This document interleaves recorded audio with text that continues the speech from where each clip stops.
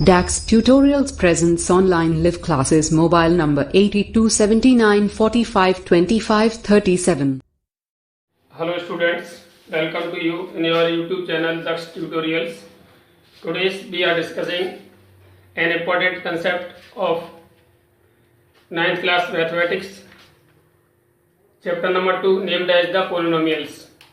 आज हम chapter number 2 polynomial के बारे में डिस्कस करेंगे। तो सबसे पहले हम आपको बताना चाहेंगे पोलिनोमियल क्या होता है। Polynomial an algebraic expression in which power of variable is whole number, इसको known as the polynomial as we have written on the screen.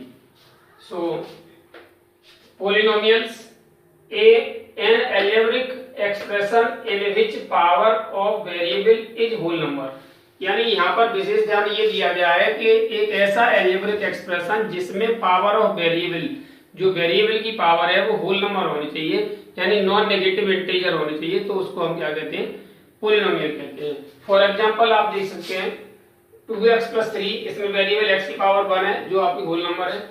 2y² - y + 3, इसमें मैक्सिमम जो पावर इसकी 2 है, ये होल नंबर इसकी पावर 1 है, तो ये होल नंबर इसकी पावर 0 है, वो भी होल नंबर है। तो यानी उसमें जो वेरिएबल होता है उसकी पावर होल नंबर होती है, तो उस अलजेब्रिक एक्सप्रेशन को हम पोलिनोमियल कहते हैं।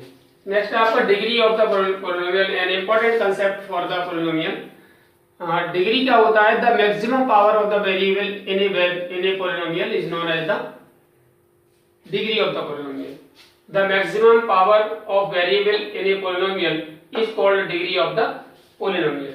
हमने बताया कि किसी भी पोलिनोमियल में वेरिएबल की जो मैक्सिमम डिग्री होती है उसी को मैक्सिमम पावर होती है उसी को उसकी डिग्री कहते हैं। तो आप देखिए फॉर एग्जांपल 2p + 1 है, 2p + 1 में डिग्री, इसमें जो वेरिएबल p है इसकी पावर 1 है, तो डिग्री इसकी 1 हो गई।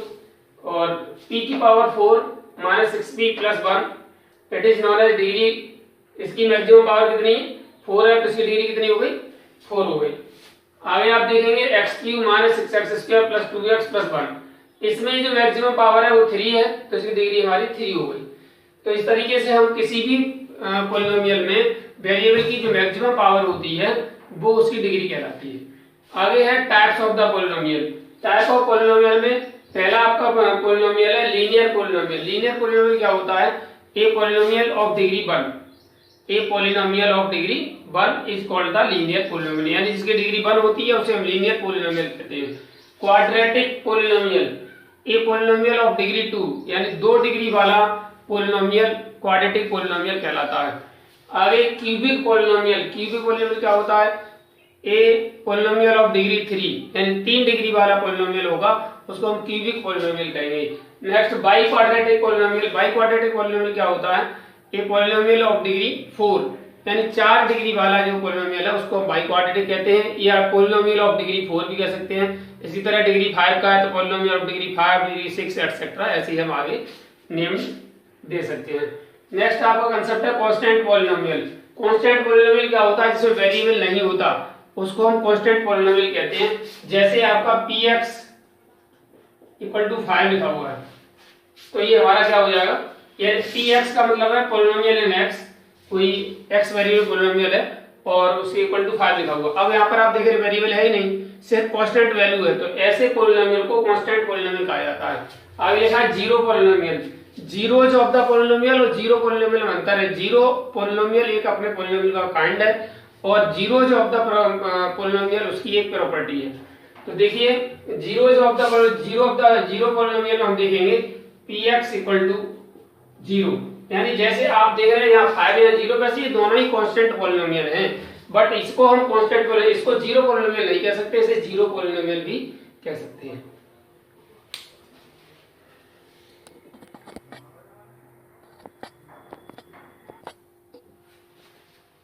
Yes students, now your exercise 2.1, in which your first question is that which of the following expression are polynomials in one variable and which are not, state reason for your answer।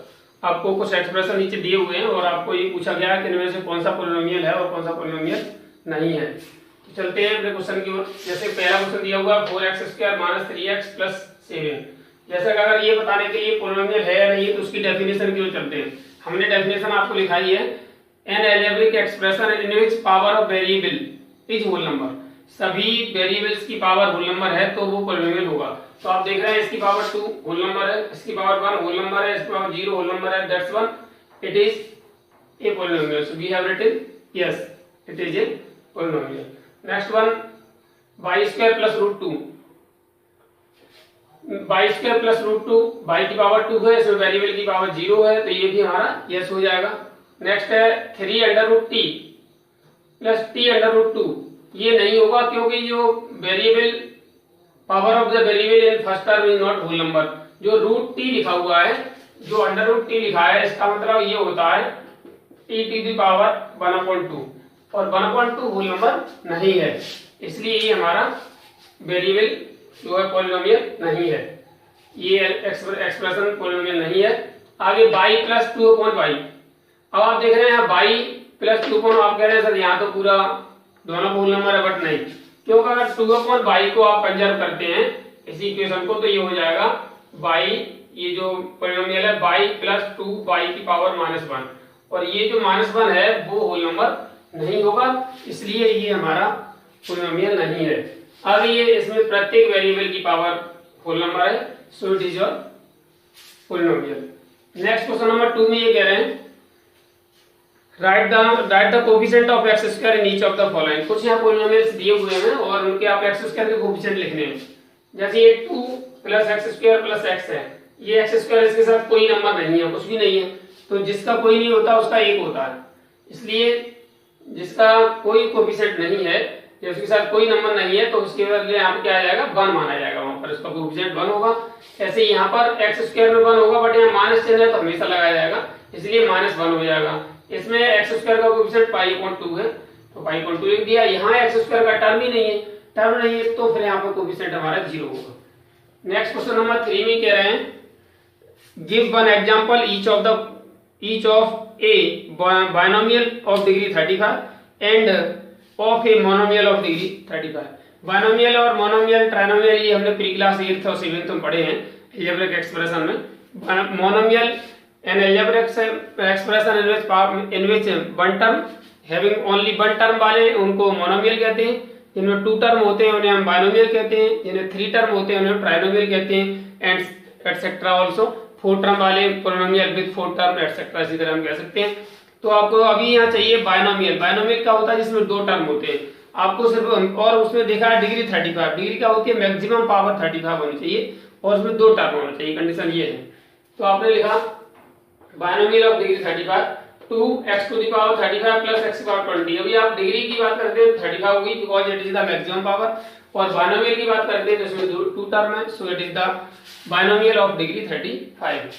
Next है monomial of degree 100 degree का monomial, it means 1 term वाला आपको polynomial लिखना है जिसमें degree 100 होनी चाहिए। तो 5x की पावर 100, आपको और कोई भी वेरिएबल ले सकते हैं, p q r a b c कुछ भी ले सकते हैं, बट हमने अभी यहाँ पर x लिया है 5x की पावर 100, ये मोनोमियल होगा और इसकी पावर 100 होगी। आप ये क्वेश्चन कोएफिशिएंट नहीं मिले तब भी आप x की पावर 100 लिख देंगे, तब भी आपका मोनोमियल ऑफ 100 डिग्री 100 का माना जाएगा। नेक्स्ट क्वेश्चन नंबर 4 में ये कह रहे हैं इसकी डिग्री लिखनी है, right the degree of each of the following polynomials. अब जैसे ये लिखा हुआ था इसमें मैक्सिमम पावर ऑफ वेरिएबल 3 है, तो डिग्री हमारी 3 हो गई। इसमें मैक्सिमम पावर वेरिएबल 2 है तो डिग्री 2 हो गई। इसमें मैक्सिमम पावर t की पावर 1 है तो डिग्री 1 हो गई। इसमें 3 है, ये कांस्टेंट पॉलिनोमियल है, कांस्टेंट पॉलिनोमियल की डिग्री हमेशा 0 होती है, तो इसकी डिग्री 0 हो गई। नेक्स्ट है आपका क्वेश्चन नंबर 5, जिसमें आपको ये कह रहे हैं classify the following linear equation, linear quadratic and cubic polynomials. इनको हमें क्लासिफाई करना है, अलग अलग बताना है कौन सा लीनियर है, कौन सा क्वाड्रेटिक है और कौन सा क्यूबिक है। तो जैसे कि आपका एक्स स्क्वायर प्लस एक्स, इसकी डिग्री 2 है तो क्वाड्रेटिक हो गया। इसकी मैक्सिमम पावर 3, सो डिग्री 3, तो क्या हो गया क्यूबिक पॉलिनोमियल हो गया। इसमें y स्क्वायर प्लस 4, इसमें मैक्सिमम पावर 2 तो डिग्री 2 हो गई तो क्वाड्रेटिक हो गया। 1 प्लस एक्स तो लीनियर हो गया, 3t लीनियर हो गया, r स्क्वायर क्वाड्रेटिक हो गया, 7x क्यूब क्यूबिक हो गया, क्योंकि इसकी पावर 2 है, इस पावर 3 है। ये 7x क्यूब, इसकी पावर 3 हुई मैक्सिमम पावर, तो क्यूबिक हो गया। अकॉर्डिंग टू हम डिग्री के अकॉर्डिंग बता सकते हैं कौन सा क्वाड्रेटिक है, कौन सा लीनियर है और कौन सा क्यूबिक है। तो उम्मीद है आपको ये वीडियो समझ में आया होगा। It is enough for today. And last I want to say that जिन बच्चों ने अभी तक चैनल सब्सक्राइब नहीं किया है वो चैनल को सब्सक्राइब करें और वीडियो को अधिक से अधिक शेयर करें। In last I want to say that पढ़ो घर से, कहो दिल से, Daksh tutorials a step toward the success with trust. Have a good day.